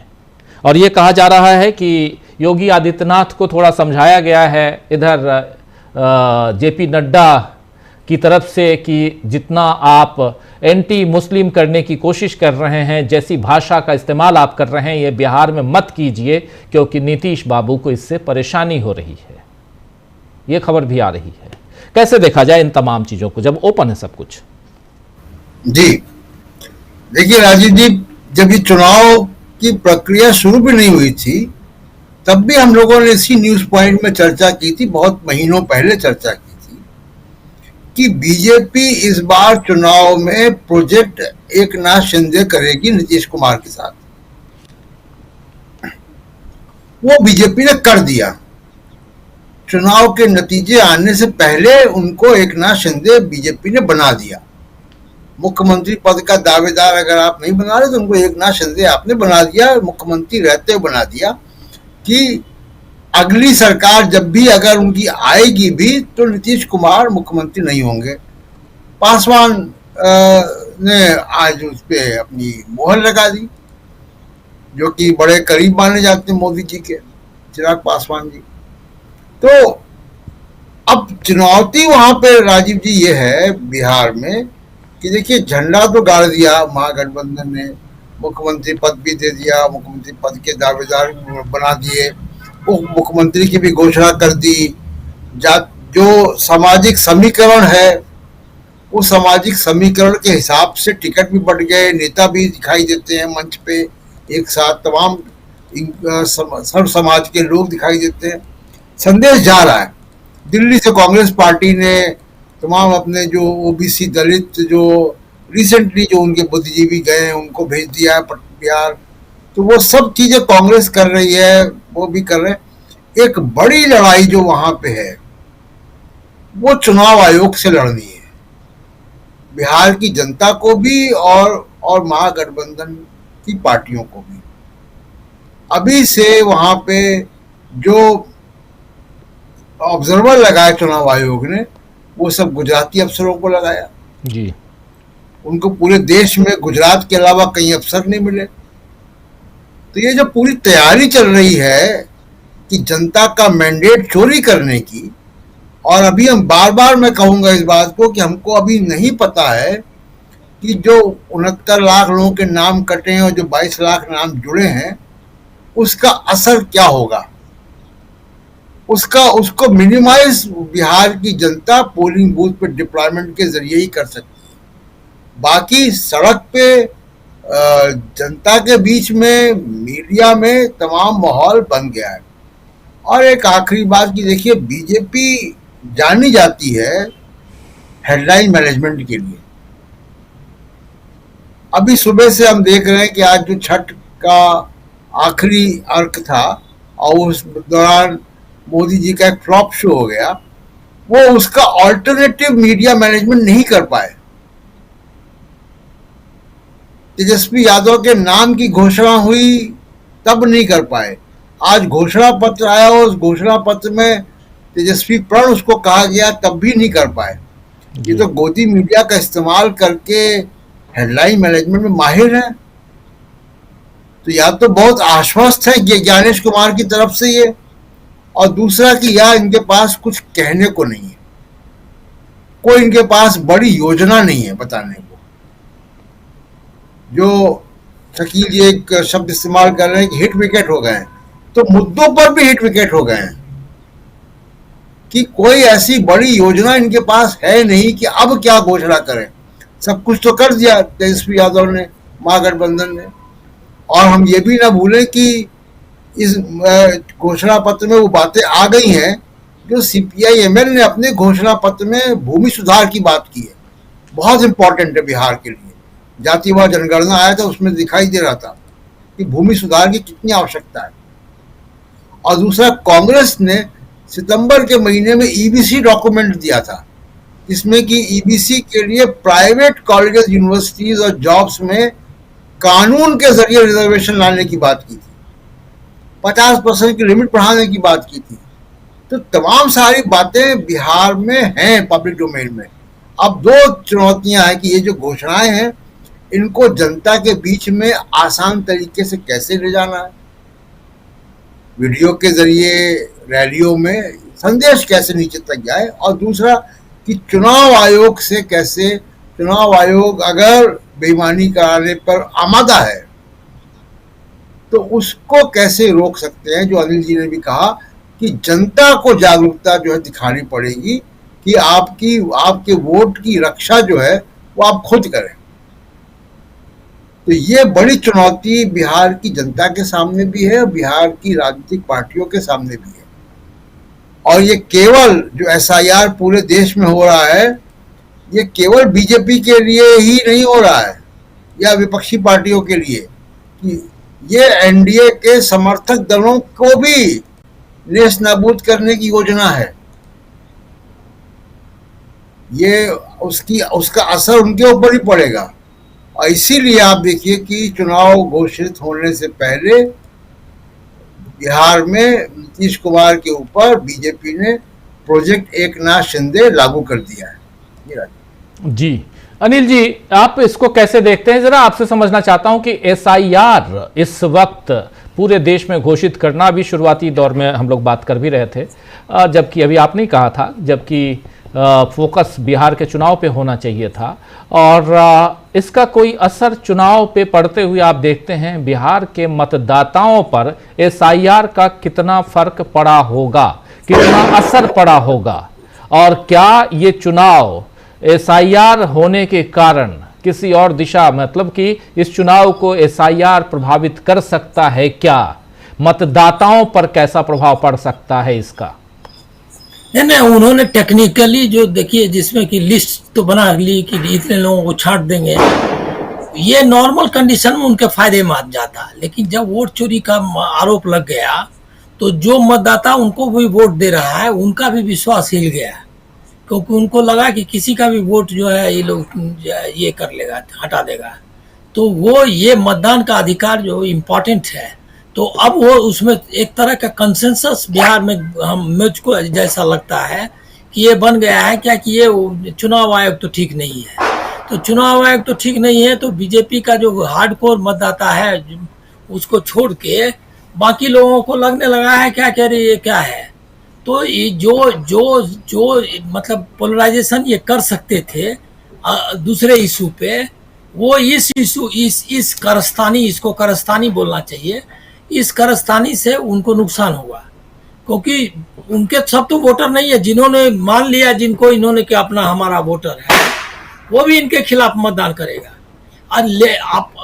अभी जो इशूज आए हैं, देखिए कि इसने एक ही फोकस रखा है, सारा जो ये है घोषणा पत्र है उसका मेन मुद्दा यही है कि हम नौकरी देंगे, चाहे आप कोई भी और नौकरी देंगे, और जिनका नौकरी नहीं मिल रहा जैसे मनरेगा है उसका ये बढ़ा देंगे, वेज बढ़ा देंगे। शिक्षा में जो है मतलब हर जगह है क्या कि जैसे कॉलेजेज हैं तो कहा कि उन कॉलेजेज को जो अभी फाइनेंस मतलब वित्त रहित एक फार्मूला बनाया था इन्होंने, वित्त रहित मतलब कि हम नहीं देंगे पैसा, आप अपना जनरेट करो। तो वो बिहार जैसे गरीब ये में प्रदेश में ये बहुत गलत था। तो वो सबको वो रेमेडी में सबका फोकस यही है, उनको पैसा देंगे, इसका मतलब कि जो शिक्षक ढेर मतलब हमको लग रहा है क्या कि 50,000 ऐसे से ज़्यादा ऐसे कॉलेज टीचर्स होंगे जो ये वित्त रहित कॉलेज में काम करते हैं, जिनकी सैलरी देश में चपरासी से भी कम उनको पैसा मिलता है, मतलब बहुत कम पैसा मिलता है। तो मतलब और वो भी कभी मतलब 6 महीने पे, कभी साल भर पे ऐसा मिलता है, और बहुत ही छोटा अमाउंट मिलता है। तो वो सारा चेंजेस जो है, ये बात इसको इसका मुकाबला उनके पास नहीं है। और जो इन्होंने ट्वीट किया है वो ट्वीट तो वही है जो जैसे मोदी जी पढ़ने लगते हैं कि हमने वंदे भारत ट्रेन खोला तो इतना हाईवे बनाया तो उतना ही किया, उसी टाइप से वो लिस्ट है, कोई फोकस नहीं है। नीतीश कुमार का जो ट्वीट आया है उसमें कुछ है नहीं दम, और काम तो हुआ ही था ना जी।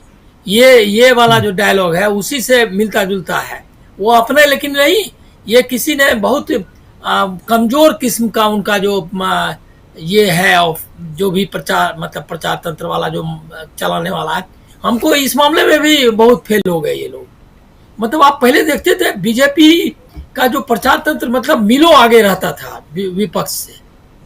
अभी किसी इशू पे आप ले, सीएम का इशू है कि सीएम पोस्ट किसको मिलेगा, चाहे गठबंधन का है कि हमारा गठबंधन मजबूत है, ये नैरेटिव बनाने का, या चुनाव आयोग जो है बहुत निष्पक्ष है ये भी बताने का, ये जो इनके पास थी जो कैपेबिलिटी वो भी बहुत डिक्लाइन पे है। अब अभी आज तो आपने सबने देखा ही होगा कि छठ में जो बनाया था वहाँ घाट, वहाँ नहीं गए, इसका मतलब इवेंट मैनेजमेंट का फेलियर है। ये सब मैं नहीं मानता कि वो कोई डर गए या मतलब लोगों को या उनको लगा कि इससे फायदा नहीं होगा। ये कैमरा अगर जहाँ है तो बीजेपी और बीजेपी के जो सर्वमान्य सबसे बड़े नेता हैं वो दोनों कैमरा से अलग नहीं हो सकते। ये सब कुछ देखिए, कुछ मोटा जो मतलब चरित्रगत जो विशेषताएं हैं उसकी चर्चा भी आप लोग किया करिए, बहुत सीरियस डिबेट बताते हैं। एक है कि जैसे कैमरा होगा तो ये क्या कहते हैं बीजेपी का नेता इधर रह नहीं सकता है। कहीं अगर बदजुबानी करनी हो, नंबर 1 उसमें जरूर आगे आएंगे, मतलब और ढूंढेंगे कपड़े से पहचानने का बात या टोपी फलना तो क्या क्या, और ये इसमें सब उनके शीर्ष नेता लोग शामिल हैं। और ये इसी तरह से है कि जब ये का मामला आएगा कि कोई अगर कहीं धर्म का कोई अगर इवेंट कोई भी बताइए, इतने मतलब छठ जो है वो इवेंट वैदिक पीरियड, मतलब वैदिक पीरियड के पीरियड से उसको सूर्य की उपासना का जो की पद्धति है, जो इतिहास लोग जानते हैं उनको पता है कि 2500 साल, मतलब इसको आप सोच लीजिए कि बुद्ध के पीरियड से भी पहले का है, मतलब लेटर वैदिक पीरियड में ही ये चलने लगा। उषा करके है जो ये क्या कहते हैं उसका आराधना होती थी, मतलब उससे भी पहले का है, लेटर ऋग्वेदिक पीरियड में। तो वो जो है इतने पुराने दिन में कभी सुना है कि इस तरह से उसका ये कर रहे हैं। ट्वीट जो है उनका आया अंगिका में, मैथिली में, भोजपुरी में कि छठ कैसे लोग छठ का ग्रीटिंग्स के लिए जी। तो अब ये इतना आगे रहते हैं लेकिन यहाँ फेल हो गए। एक भी जवाब अभी तक नहीं बीजेपी का ढंग से आया है ये मैनिफेस्टो के खिलाफ।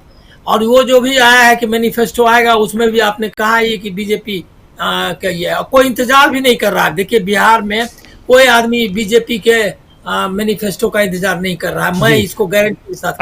अनिल जी एक इंपॉर्टेंट इश्यू पे बात करना जरूरी है। यहाँ वक्फ बिल को रद्दी की टोकरी में डाल देंगे ये कहा गया है और कल घोषणा भी की थी, आज घोषणा पत्र में भी है। क्या इससे जो मुस्लिम वोटर्स जो बिखरते रहे हैं उनको रोकने में कामयाबी मिलेगी तेजस्वी यादव क्या, या ये पूरा गठबंधन रोक पाएगा इस घोषणा से? देखिए ये कितना बोल्ड स्टेप है। ये बोल्ड स्टेप मैं आपको दूसरी तरफ ले जा रहा हूं। मैं आपको ये ले जा रहा हूं कि वक्फ जिसको एक पोलराइजिंग इशू के रूप में ये इस्तेमाल कर रहे थे, उस इशू को मतलब गठबंधन ने, महागठबंधन ने, मतलब लेफ्ट पार्टी तेजस्वी और कांग्रेस ने मिलके तो टेक ऑन, मतलब हेड ऑन कोलिजन जिसको कहते हैं, इस मुद्दे पर करने के लिए तैयार है। इसके लिए इनको सैल्यूट करिए आप कि ये जो है उनके सामने मतलब पोलराइजिंग एक वक्फ के इशू को, जिसको एक पोलराइजिंग इशू बनाने की कोशिश में लगे हुए थे, उस इशू पर उसने अपना साफ स्टैंड किया। मैं इसके लिए इसको सैल्यूट करूंगा कि आपको ऐसे ही पोजीशंस लेने चाहिए, क्लियर पोजीशंस लेने चाहिए। और ये एक में नहीं, देखिए कॉर्पोरेट को हेड ऑन किया गया है। जैसे मनरेगा का इशू है, मनरेगा का पैसा खत्म करने का काम ये सरकार कर रही है सिर्फ कॉर्पोरेट के दबाव में। जितने वेलफेयर उसको उसने कहा old pension scheme, labour trade unions का नेशन वाइड ये है डिमांड है, ओल्ड पेंशन स्कीम को रिवाइव करो, उसको उन्होंने लाया। इसका मतलब आप समझ रहे हैं कि वो लोग रेडी हैं कि टेक ऑन करने के लिए। तो कॉर्पोरेट लोग, उसमें तो पब्लिक का मामला, यहाँ तो पोलराइजिंग इशू था वक्फ, लेकिन उन्होंने लिया। इससे निश्चित तौर पर एक कॉन्फिडेंस, मैं नहीं कहूँगा कि बिखरने का वोट को जोड़ लेंगे, वोट इम्पोर्टेंट नहीं है। अभी के जो देश की स्थिति है उसमें मुसलमानों को एक हीलिंग टच चाहिए, उनको उनके साथ साफ साफ खड़े होने की कुवत दिखानी पड़ेगी। और वो महागठबंधन ने दिखाया है, ये कमिटमेंट शो करता है कि उन्होंने इसकी चिंता नहीं की, इसको बगल से निकल जाने की कोशिश नहीं की। जो होना है करो। ये जरूर निश्चित तौर पर वक्त के इशू को ये लोग चिल्लाएगा, बीजेपी के लोग नेता इसको इशू बनाएंगे, लेकिन इसकी परवाह नहीं की। इससे मुसलमानों में निश्चित तौर पर एक कॉन्फिडेंस आएगा और महागठबंधन को इसका चुनावी फायदा मिलेगा। जी शकील जी, इसको आप कैसे देखते हैं वक्फ का इशू उठाना इस वक्त, जबकि सही कह रहे हैं अनिल जी कि यहां इसको पोलराइजेशन के रूप में जरूर देखना चाहेगा एनडीए गठबंधन, लेकिन इंडिया गठबंधन ने इसको लाकर क्या पैर पे कुल्हाड़ी मार ली, या जो हीलिंग टच की बात कर रहे हैं अनिल जी, उस तरफ इंडिया गठबंधन बढ़ा है? और उस तरफ बढ़ा है तो वोट बैंक में कितना इजाफा? शकील जी। राजीव जी, बीजेपी को पोलराइजेशन के लिए किसी मुद्दे की जरूरत नहीं है, वो बिना धज्जी का साफ बना सकती है। पूरे देश में 11 साल से वो चीजों को पोलराइज कर रही है, कोई मुद्दा नहीं था। इसलिए अगर महागठबंधन ये कहता या नहीं कहता, वो पोलराइज करती ही करती चीजों को, क्योंकि उसके पास बिहार चुनाव में पोलराइज करने के अलावा कोई और रास्ता नहीं है। वक्फ बोर्ड, वक्फ बिल पहले भी नॉन इश्यू था, जिसकी कोई जरूरत नहीं थी। पोलराइज करने के लिए ही बीजेपी सरकार इसको लाई थी, इसमें संशोधन किया था, नया एक्ट बनाया, जिसकी कोई जरूरत नहीं थी। सुप्रीम कोर्ट ने भी कहा है। और अब अगर महागठबंधन ये नहीं कहता कि हम इसको मान्यता नहीं देंगे, इसको रद्दी की टोकरी फेंक देंगे, ये बकवास है, तब वो किसी और बहाने से बनाती हो। तो इसलिए ये कोई इश्यू नहीं है, न मुसलमानों के लिए कोई इश्यू है, न बिहार के लिए कोई इश्यू है जी। आप देखिए कि अगर ये नहीं कहा था तो इससे पहले मुस्लिम उप मुख्यमंत्री का मुद्दा किसने छेड़ा था? बीजेपी ने। वो बीजेपी जो मुसलमान की हर पहचान पे सवाल उठा रही थी, उसके खाने पे, पीने पे, उसकी नाम पे, भाषा पे, रहन सहन पे, नमाज अजान, हर चीज पे वो कह रही कि उप मुख्यमंत्री मुस्लिम को घोषित क्यों नहीं किया। अरे दादा, मुसलमान तो मुख्यमंत्री रहा है बिहार में 1973 में, आज से 50 साल से भी पहले। उप मुख्यमंत्री क्या चीज है जनाब?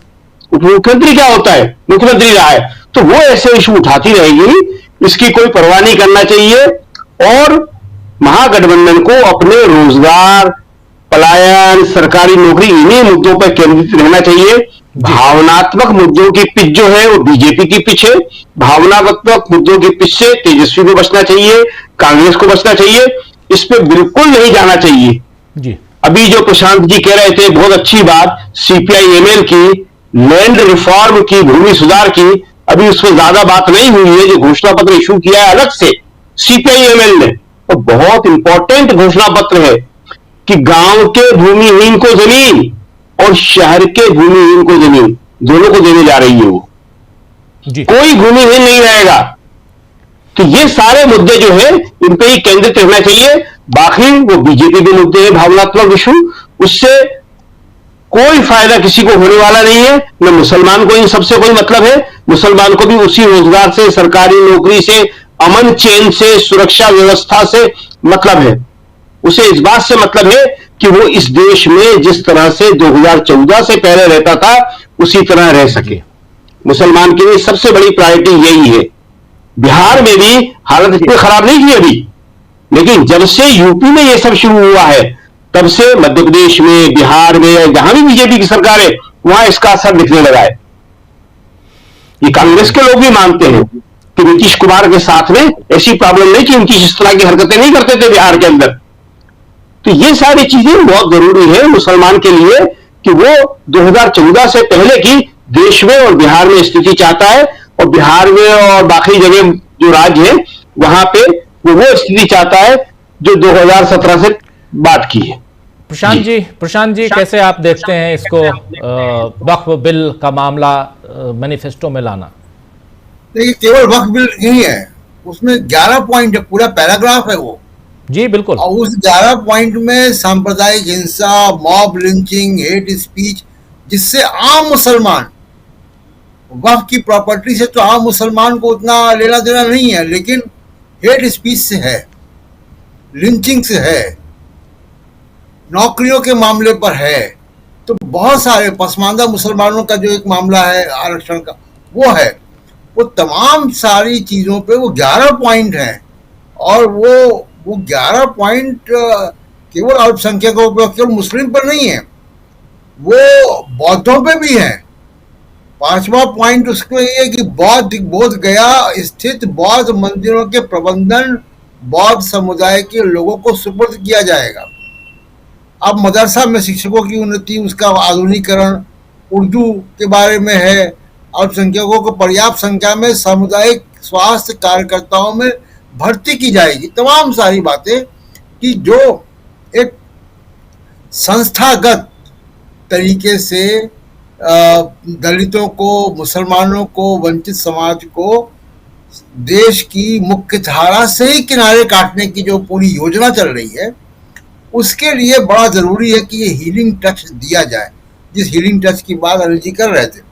और वो बहुत ज़रूरी संकेत जो है, संदेश वो गया है। और बिल्कुल सही है कि हेड ऑन लेना चाहिए, करेंगे तो इनकी पॉलिटिक्स है तो करेंगे ही। भाई नरेंद्र मोदी जी क्या कर रहे हैं वहां पे, जितनी बार भी गए घुसपैठिए की बात कर रहे हैं, तो वो घुसपैठिए की बात वो करते रहेंगे। ज्ञानेश कुमार अभी तक नहीं बता पाए, इस प्रेस कॉन्फ्रेंस में भी नहीं बता पाए कि घुसपैठिए कितने उनको मिले बिहार में, अभी तक वो संख्या नहीं बता पाए। सवाल पूछा जाता है वो जवाब कुछ और बोलते हैं। तो लेकिन मोदी जी घुसपैठिए का सवाल लेके जाते हैं वहां पे, या रील रोजगार योजना की बात करते हैं। तो लेकिन ये घोषणा पत्र में 11 पॉइंट हैं जी, जो अल्पसंख्यकों पर हैं, और केवल मुसलमानों पर नहीं है, बौद्धों पे भी, बाकी लोगों पे भी है। बिल्कुल। अमलेंदु जी, बहुत जी है। जी जी अमलेंदु जी, क्या आप इसको कैसे देखते हैं कि क्या एक जो बिखराव है अल्पसंख्यक मतदाताओं में, बिहार में खासकर, उसको एकजुट कर पाने में इन घोषणाओं के जरिए इंडिया गठबंधन सफल होते हुए दिखाई देता है, अट्रैक्ट करते हुए? देखिए राजीव जी, हाँ बिल्कुल राजीव जी, अब लगता है कि बिल्कुल इंडिया गठबंधन उसको अट्रैक्ट करते हुए दिखाई पड़ रहा है। और जिस तरीके से एक तरीके से देखा जाए राजीव जी, एक तो ओवैसी की पार्टी ने जो मसला उठाया है कि साहब वो डिप्टी सीएम घोषित क्यों नहीं किया, और उसको जिस तरीके से बीजेपी ने आगे बढ़ाया, उससे ये पोल खुल गई एक तरीके से बीजेपी की कि किस तरीके से वो वहां विभाजन करना चाहती है मुस्लिम मतदाताओं में। और ये बात एक तरीके से देखा जाए तो ये नीतीश कुमार के ऊपर भी राजीव जी अब लागू होती है कि नीतीश कुमार इतने ज्यादा दबाव में है भारतीय जनता पार्टी के, और भारतीय जनता पार्टी पे उनका दबाव कोई काम कर नहीं पा रहा है। तो अभी तक जो नीतीश कुमार थोड़ा सा बच के चलते थे और ये दिखाने की कोशिश करते थे कि साहब वो सेक्युलर हैं और उन्होंने सेक्युलरिज्म नहीं छोड़ा है, लेकिन वक्फ कानून तो उन्होंने ही पास करवाया नीतीश कुमार ने। बिना नीतीश कुमार की सहमति के वक्फ कानून पास भी नहीं हो सकता था, और सिर्फ पास नहीं करवाया, उस वक्फ कानून के समर्थन में जितना आगे बढ़कर संजय झा ने और ललन सिंह ने जो है उन्होंने भाषण दिए राजीव जी, वो सीधे सीधे एक तरह से कहा जाए कि मुसलमानों के सीने पर छुरियां चलाने वाले थे जो उनके भाषण थे। तो ऐसे में अब आप ये उम्मीद कैसे कर सकते हैं कि मुसलमान आपको मत देगा सिर्फ इसलिए साहब नीतीश कुमार जो है नाम के सेकुलर है? अरे आप सेकुलर हो या ना हो, लेकिन अगर आप जो आर्थिक मसले हैं, जो एक बड़ी आबादी है राजीव जी, और उसके जो एक कहा जाए सम्मान से जुड़े हुए मसले हैं, अगर आप उसके साथ खड़े नहीं हो रहे हैं, तो कल को अगर भारतीय जनता पार्टी मान लीजिए नीतीश कुमार की सरकार बन जाती है, मतलब एनडीए बन जाती है, नीतीश कुमार को मुख्यमंत्री बना देती है और गृह मंत्री गिरिराज सिंह को बना देती है राजीव जी, तब नीतीश कुमार क्या करेंगे? बीजेपी अगर शर्त रख दे कि भाई ठीक है नीतीश कुमार जी आपको मुख्यमंत्री तो बना रहे हैं, लेकिन गृह मंत्री हमारे गिरिराज सिंह होंगे, तब नीतीश कुमार क्या करेंगे? कहा जाएगा सेक्युलरिज्म का चोला जो ओढ़े हुए हैं। तो ये राजीव जी बहुत सारे सवाल हैं, और ये लोगों को लग रहा है, जमीन पे आप लोग जाएंगे तो आप लोग भी बात करेंगे, जो चीजें सामने आ रही है वो साफ तौर पर दिखाई पड़ रहा है। लोगों को लग रहा है कि योगी आदित्यनाथ जिस तरीके से आके यहाँ बातें कर रहे हैं, नरेंद्र मोदी जिस तरीके से भैंस और मंगलसूत्र की बात करते रहे, और अभी घुसपैठियों की जिस तरीके से बातें की जा रही है, ये सब बिहार को दूसरा उत्तर प्रदेश बनाने की तैयारियां बीजेपी शुरू कर चुकी है। ये सबकी समझ में आ रहा है। तो ये राजीव जी सिर्फ वक्फ का मसला नहीं है, ईमानदारी की बात यह है कि महागठबंधन ने इस पर कोई भी ऐसी लाइन लेने की कोशिश नहीं की किसी साहब फला वोट नाराज हो जाएगा, ये फला वोट नाराज हो जाएगा। और राजीव जी हम लोग जब वक्फ पर चर्चा करते थे, पहले भी जब सुनवाई चल रही थी उस समय हम लोगों ने बात कही थी कि वक्फ का जो कानून है इसे मुसलमानों की जमीन छीनने के लिए नहीं है, इसके बाद नंबर बौद्धों का आएगा, सिखों का आएगा, ईसाइयों का आएगा, और सबसे आखिर में हिंदुओं का भी नंबर आएगा। ये जो जगह जगह कॉरिडोर बन रहे हैं, कि वाराणसी में कॉरिडोर बन गया, कि उज्जैन में कॉरिडोर बन गया, ये सब कॉरिडोर जो राजीव जी बन रहे हैं धार्मिक स्थलों पर, ये कॉरिडोर क्या है? ये सीधे सीधे इन धर्मस्थल जो है हिंदुओं के, इन पर आरएसएस से जुड़े हुए संस्थाओं का कब्जा कराना, व्यापारियों का कब्जा कराना, ये मॉडल है। और इसकी शुरुआत जो है वक्फ कानून के जरिए की जा रही है, ताकि आप के जब नंबर आए तो आप ये ना कह सकें साहब आप हमारे उस पर कब्जा क्यों कर रहे हैं। तो यही बात बीजेपी कहेगी कि कल तक तो जब वक्फ की हम जमीनें वो कर रहे थे तब तो आप बहुत खुश थे, अब आप कैसे कह सकते हैं? तो हम तो सेकुलर हैं, तब बीजेपी सेकुलर हो जाएगी। तो ये राजीव जी ये मसला सबके सामने है। तो इसलिए मुझे लगता है कि ईमानदारी के साथ महागठबंधन ने अपनी बात रखी है, जो वायदे किए हैं वो वायदे ऐसे हैं कि जिन पर अमल किया जाएगा सरकार बनने पर, यह बहुत बड़ी बात है। तो इसलिए अब भारतीय जनता पार्टी का, चाहे कि नीतीश कुमार के जरिए या ओवैसी के जरिए या किसी के जरिए, अगर वो अल्पसंख्यक मतदाताओं में, खासतौर से मुस्लिम मतदाताओं में कोई विभाजन कर पाएगी, तो ये अब नहीं दिखाई पड़ता है, चूंकि लोगों को लग रहा है कि ये पूरी तैयारी बीजेपी की बिहार को यूपी बनाने की है। जी, बिहार को यूपी बनाने की बीजेपी की पूरी तैयारी, लेकिन उसमें वो सफल हो पाएगी या नहीं, ये 14 नवंबर को पता चलेगा जब रिजल्ट आएगा, और उस पर यह पता चलेगा कि बिहार में अगले 5 साल तक किस